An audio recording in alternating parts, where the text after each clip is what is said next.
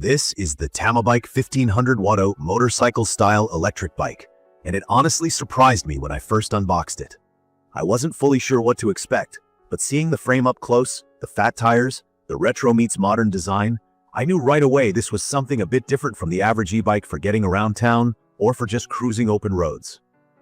Let me walk you through what it's actually like to use this bike, especially if you're either just getting into e-bikes or you want something with a bit more power for commuting, school, or even some off-road fun. The main thing that stands out is the way the Tamobyke looks and feels. Its motorcycle-inspired design really makes people take notice. I found myself getting a lot of glances riding this around, and a few people even stopped to ask about it. It has a solid carbon steel frame that looks and feels sturdy, with good build quality and careful details like accessory pockets and a large LCD display. The display is bright and easy to understand, which I think is a huge plus, especially for new riders. It tells you your speed, battery life, the power you're using, and has a bunch of other indicator icons that are pretty self-explanatory. Let's talk about the ride. This thing is powered by a 1500W peak brushless motor, and you can really feel the difference when you hit the throttle.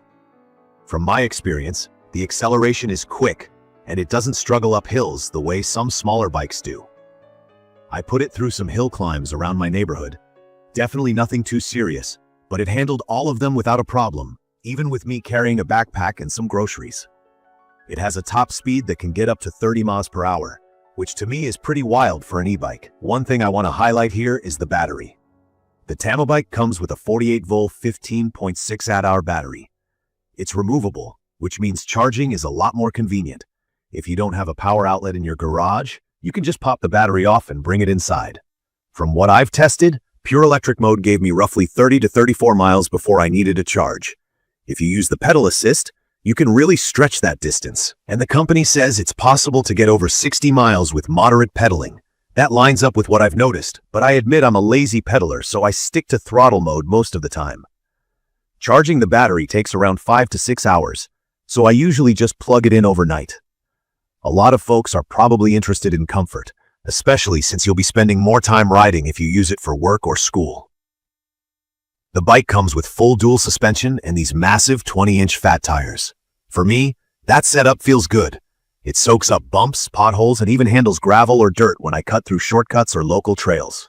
The seat is billed as a two-seater, and while I did try giving a friend a lift, I'd say it's comfortable enough for two adults for short trips. Longer trips, though, I wish the seat was a bit softer. If you're picky about seat comfort, you might want to consider an upgrade or adding extra padding. Switching gears is easy. There's a Shimano 7-speed gear set and both manual and automatic options, depending on how you want to ride. Sometimes I set it and forget it, and other times I'll mess with the gears if I want to pedal more, especially going uphill. Key features that I personally love about this bike: the super bright headlight. It's huge and helps a lot if you ride after dark. There are also taillights, a horn, and steering lights, which work like motorcycle turn signals, all controlled from the handlebars. For someone who rides early in the morning or late in the evening, this is a must. The brakes are disc style, so stopping power is fine for regular rides. That said, I did notice during some harder stops, it could get a bit shaky. Maybe it's just my bike, but it's something to be aware of if you're always riding fast or carrying lots of stuff. It also comes with some neat little extras. A storage pouch under the seat that holds the toolkit and charger. I stash my phone in there too, since there's a spot made for it, and it's handy if you want to pull up maps. Full instructions are included, and while it does require some assembly, if you follow the manual, it's straightforward. I had it ready to ride in just about an hour by taking my time. One of the things that surprised me is the weight. This bike isn't light. It comes in at close to 98 pounds because of the big frame, fat tires, and battery.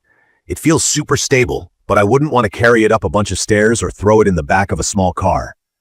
Portability isn't its strong point, so if you need an e-bike that you're going to move a lot or store in small spaces, that's something to consider.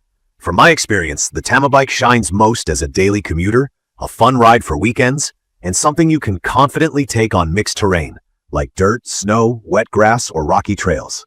I borrowed it on a rainy day, and it handled puddles and mud without sliding around, which was pretty impressive. The fat tires really make a difference here. Warranty and customer service also matter to me when I buy something this big. Tamobyke gives a 30-day return and 1-year warranty, Plus support is pretty responsive. That's a nice touch, especially if you run into any issues early on.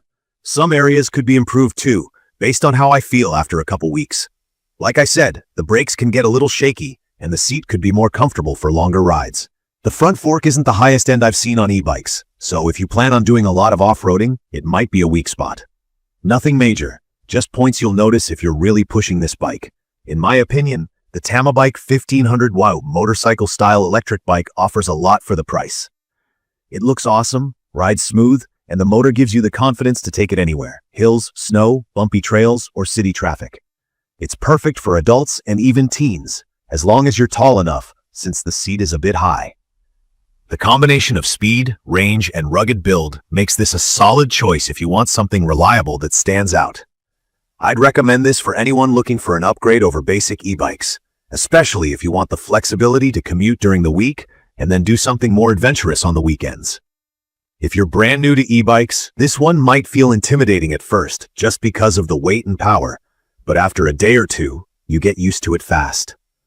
All the controls are straightforward and nothing gets in your way. In conclusion, this is a bike I really enjoyed using, and I think a lot of people looking for a versatile and fun e-bike would enjoy it too. If you have questions or there's anything else you want to know about the Tamobyke, drop a comment below and I'll do my best to answer. Make sure to subscribe to the channel for more honest reviews, and thank you for watching.